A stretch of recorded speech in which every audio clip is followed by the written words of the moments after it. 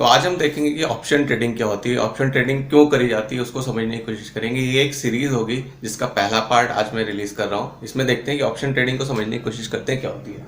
तो option trading क्या होती है कि ऑप्शन ट्रेडिंग जैसे कि कोई स्टॉक होता है हमारा, अगर उस स्टॉक का प्राइस बहुत ज्यादा हाई होता है, जैसे कि एमआरएफ का स्टॉक है, वो लगभग 80,000 रुपए का एमआरएफ का स्टॉक है, वो स्टॉक हम खरीद नहीं सकते। लेकिन ऑप्शन ट्रेडिंग का इंट्रोडक्शन इसलिए हुआ, जो डेरिवेटिव ट्रेडिंग कहलाती है, वो इस वजह से हो कि कोई भी स्टॉक जब हम खरीदते हैं तो मार्केट ऊपर जाएगी नीचे जाएगी हमें नहीं पता होता, लेकिन जब उसे बाय करते हैं तो हम ये मानते हैं कि मार्केट ऊपर जाएगी।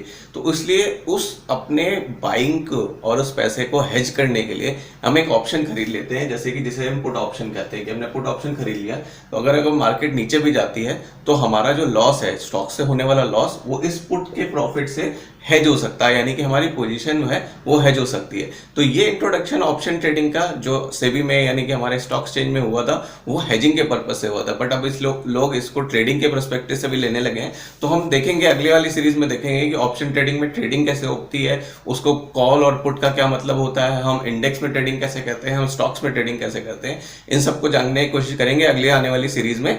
तो तब तक के लिए आप इसे लाइक करिए, फॉलो करिए, और वीडियो पसंद आया है तो कमेंट करके मुझे बताइए कि कैसा लगा। Thank you.